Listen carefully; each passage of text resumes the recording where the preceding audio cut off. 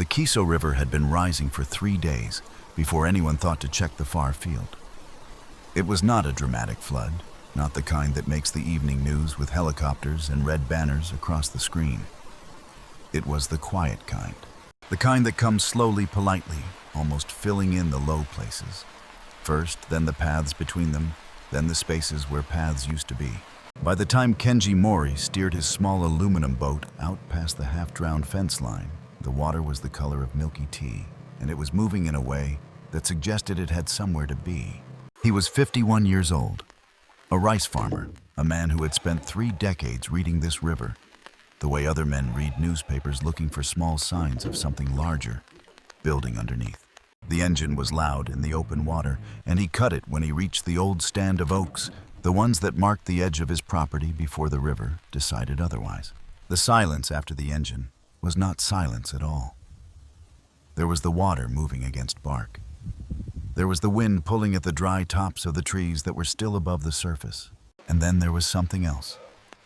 A sound so small, he might have imagined it caught between the other sounds, like a thread pulled through cloth. He turned toward it. Against the widest of the oak trunks, pressed into the narrow angle, where a root curved upward before disappearing into brown water, there was a shape that did not belong to the tree. It was black. It was very small. It was shaking. A Japanese macaque infant, 4 weeks old at most, clung to the bark with both hands and both feet. Its entire body flattened against the wood as though trying to press itself into it. Its fur was soaked through and lay in dark points against skin so thin the light moved through it at the edges. Its eyes were open and enormous and fixed on nothing. The particular blankness of a creature that has moved past fear into something quieter and more serious. Kenji did not move quickly. He did not reach. He brought the boat alongside the trunk and let the hull rest against the bark. And he sat, and he waited, and the water moved around them, both in slow brown circles. The Kiso Valley sits in the deep interior of Nagano Prefecture in the part of Japan that mountains have always kept to themselves. The river runs fast and cold through a narrow corridor of cedar and oak, dropping nearly 1,000 meters over its full length. The farms that have persisted along its banks have done so through a combination of patience and stubbornness that has passed generation by generation, like a tool handed down through a family. Kenji's family had farmed this particular bend of the valley for 4 generations. He knew the flooding cycles, the way he knew the seasons, not from records, but from the body, from years of reading water stains on fence posts and watching which fields the herons moved to when the river started talking differently. He had never handled a wild animal in his life. He sat in the boat for 11 minutes.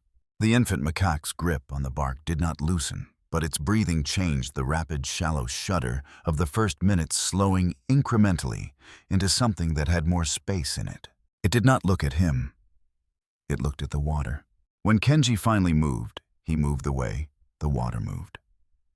No sudden angles, no urgency, just a slow, continuous shift of weight that the boat absorbed and the air absorbed, and eventually the animal absorbed too. He placed one hand flat on the bark beside the infant, close enough that his skin and the tree were part of the same surface. He left it there.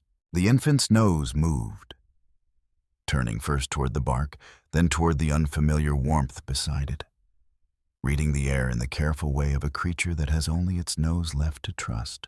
Kenji smelled of rice and river mud and the particular lanolin of the old work gloves he had taken off and tucked into his jacket pocket 10 minutes earlier.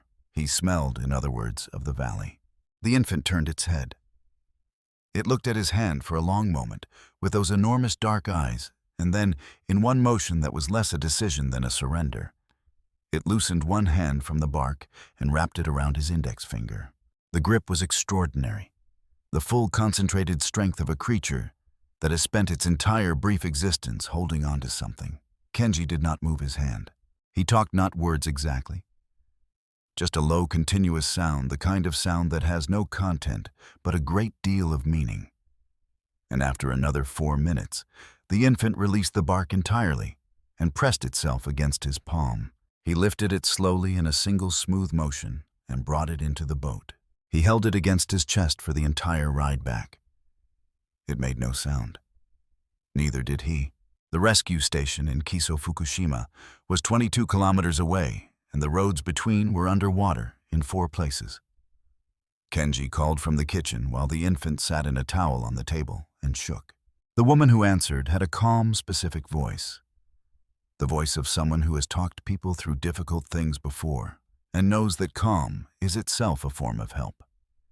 She asked about the animal's age, its breathing, whether there was any visible injury. She asked about warmth. She walked him through the preparation of a milk formula using what he had in the kitchen infant formula his daughter had left the previous spring, measured precisely into warm water, tested on the inside of his wrist, the way the woman instructed. The first feeding took 40 minutes. The infant would not take the bottle. At first it turned its head away, pushed at the rubber nipple with both hands, made a sound between a cough and a cry that Kenji would later describe only as small. He tried holding the bottle at a different angle. He tried warming it another half degree. He tried simply holding the animal closer and waiting. The kitchen light was the yellow of old paper, and outside the rain was still coming down across the valley. And the river was still rising, and there was nothing to be done about any of that. So he sat at the table and held a very small, wet animal and waited for it to trust him. What finally worked was his thumb. He offered it first, let the infant find the sucking reflex against skin, and then with the patience of a man who has transplanted rice seedlings by hand for 30 years, he introduced the bottle alongside it. The infant fed. It fed with its eyes closed and both hands gripping his wrist, its entire body oriented toward the warmth of his palm. The sound it made while feeding was a sound Kenji had never heard before. Low, continuous, the sound of a very small engine running smoothly after a long time of running badly. He prepared the cardboard box after the feeding, folding one of his daughter's old wool sweaters into a thick pad on the bottom. Tucking the hot water bottle he had found in the bathroom cabinet down into the fabric so that the heat distributed evenly. He placed the infant inside and stepped back. She was asleep before he reached the chair. He sat and watched her chest rise and fall in the yellow light. The rapid, shallow breathing of a very young animal. 12 breaths to every one of his. He made tea. He drank it standing at the window, watching the rain move across the floodwater that was now nearly level with the lower fence rail. He thought about the south field and the seedling beds and the cost of losing both.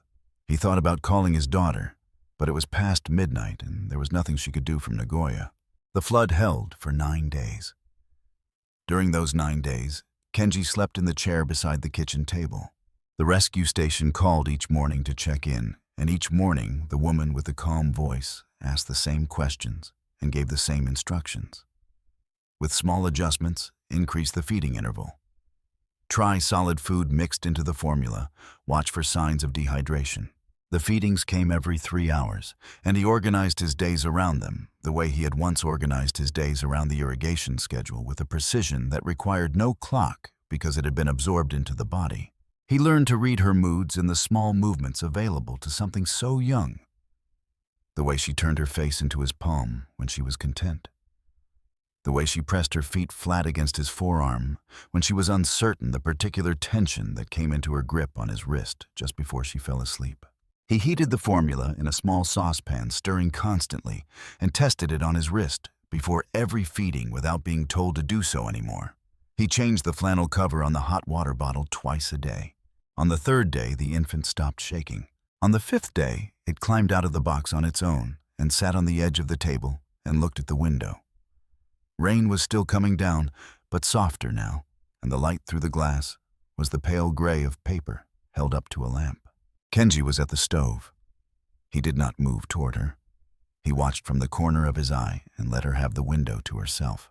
On the 7th day, Kenji was making tea and turned to find the infant sitting on his shoulder. One hand wrapped in the collar of his shirt, looking out at the yard with the focused proprietary attention of a creature that has decided somewhere is home. He stood very still. Outside, the water level on the fence post had dropped 3 marks since morning. He watched the yard with her for a while. Both of them looking at the same cedar tree, the same patch of mud where the water was beginning to retreat, the same pale October sky. The rescue station sent a truck on the morning of the 10th day. 2 staff members came, a young woman and a man, and they were kind and efficient and brought a proper transport container lined with familiar-smelling cloth. Kenji had the infant ready. He had not named her. He told himself this was because she was a wild animal, and naming was a kind of claiming, and she was not his to claim. The staff members moved through the kitchen with the practiced ease of people who have done this before, assessing the setup without commenting on it, handling the animal with the particular gentleness of professionals who have learned to make gentleness invisible. The young woman held the infant, while her colleague completed the intake forms, and the infant allowed it, though she turned her head toward Kenji twice in the process and made a sound that was not quite the coo call and not quite anything else. Kenji signed where he was asked to sign. He answered the questions, the date and location of the rescue, the formula used, the feeding schedule, the behavioral observations he had made over the 9 days. When they asked if he had noticed anything unusual about the animal's behavior, he thought for a moment and said that she seemed to like the window in the morning when the light was coming through. The young woman wrote this down. He handed her over at the door in the manner of a man completing a transaction he had agreed to and intended to honor. The infant looked at him from inside the container. She made the coo sound once. Then the truck pulled out of the yard, and Kenji went back inside and washed the formula bottles and put them away in the back of the cabinet behind the things he used every day.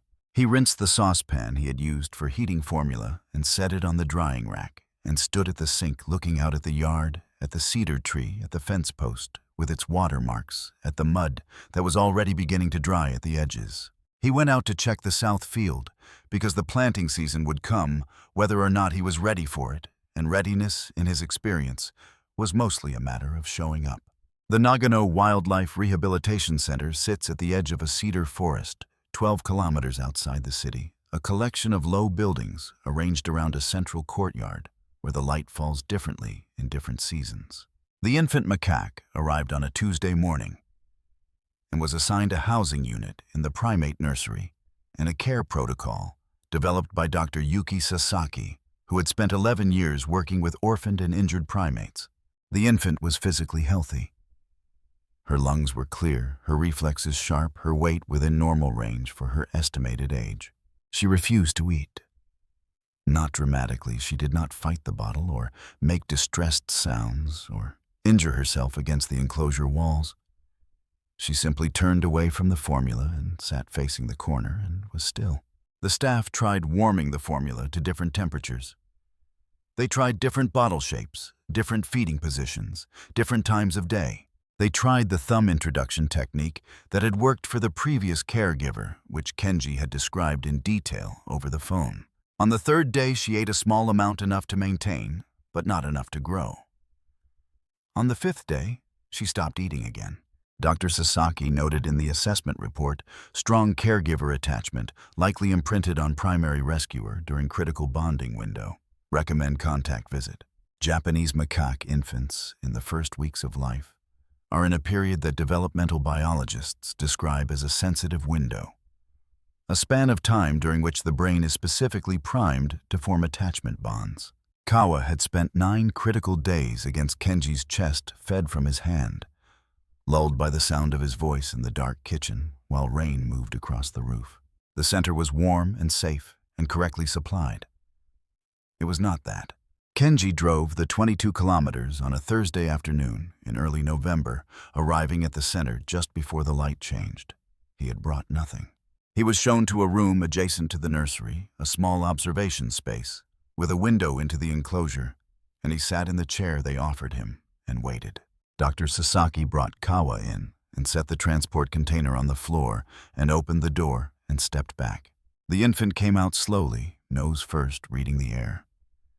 She sat in the doorway of the container for a moment, a very small, dark shape against the fluorescent light of the nursery. She moved toward the window. Kenji put his hand flat against the glass. Kawa pressed her nose to the other side. She held that position for a long time, longer than seemed like investigation, longer than seemed like recognition, and made no sound. Then she turned and went back to the container and ate the entire portion of formula that had been sitting untouched in the enclosure for 3 days. Dr. Sasaki, standing to the side with a clipboard pressed against her chest, did not write anything down immediately. She watched. Kenji came back the following week and the week after that. Each visit was conducted through the glass. Kawa ate consistently now. She had begun to interact with the two other macaque infants in the nursery, tentatively, with the particular sideways attention of an animal that is interested but not yet ready to commit. The coo calls came back directed not at Kenji through the glass, but at the other infants, at the staff, during feeding at the cedar tree, visible through the high nursery window on sunny mornings. Kenji watched all of this. He came every week for 2 months, then every 2 weeks, then once a month. By spring, Kawa was eating full portions, grooming herself correctly, initiating play with the other nursery animals, with something that looked from the observation window very much like confidence. She still moved to the glass when Kenji arrived. She still pressed her nose to the surface and held there, but the duration was shorter now. And after she turned away fully back to the enclosure. Back to the other animals, back to whatever she had been doing without looking over her shoulder. Kenji's last visit was on a Thursday in late May. He did not know it was his last visit. He sat in the observation chair for 20 minutes, watched Kawa chase one of the other infants across the enclosure floor and be chased in return. He drove home through the green tunnel of the Cedar Road, and the following month, there was the planting to attend to, and then the summer heat. And then one thing, and then another, the way a year fills itself in. He did not go back. He told himself he would, and then he told himself she no longer needed him to. And eventually those two things became the same thought, and he stopped telling himself anything at all. 14 months after the flood, the Nagano Wildlife Rehabilitation Center received a donation of equipment from a farm cooperative in Kiso. 2 portable water pumps, a diesel generator, a set of wire enclosure panels. Kenji was not part of the cooperative's board. He had simply mentioned the surplus equipment at a meeting, and someone had made the connection. He loaded the truck before dawn, in the cold, and the dark, moving methodically between the barn and the flatbed, the way he moved through most of the physical work of his life, without commentary, without hurry. He arrived at the center at 9:30. The unloading took 40 minutes, the paperwork 20 more. By 10:50, he was standing in the central courtyard, with a cup of tea he had been given, and nowhere immediately to be. The courtyard gave onto a path that led along the edge of the semi-wild enclosure, a 2-hectare forested area, enclosed in heavy mesh, where the animals in the final stage of rehabilitation lived, in conditions as close to wild as the center could provide. He walked the path because it was there, and the tea was still hot, and the cedar forest beyond the mesh was doing something particular with the December light, breaking it into long, flat shafts that moved across the leaf litter. He was not looking for anything. The semi-wild enclosure held 11 macaques. At that time, 3 adults, 5 juveniles, approximately 14 to 18 months old, and 3 animals in between. They moved through the trees in loose association, keeping the social distances and hierarchies that wild troops maintain, grooming and foraging and resting in the patches of winter sun. Kenji walked slowly. He was thinking about the drive home, about whether the road through the pass would have ice on it by afternoon. He stopped at a place where the path curved and the mesh came close enough to the cedar trunks that the boundary between the enclosure and the forest felt uncertain. He stood there finishing his tea. Across the space in the far corner, where a cedar root had pushed up through the leaf litter to form a low natural platform, a group of juveniles were engaged in the loose circling play of animals that have energy to spend. One of them stopped. Not gradually, it simply stopped in the middle of a movement, the way a piece of music stops when someone lifts the needle.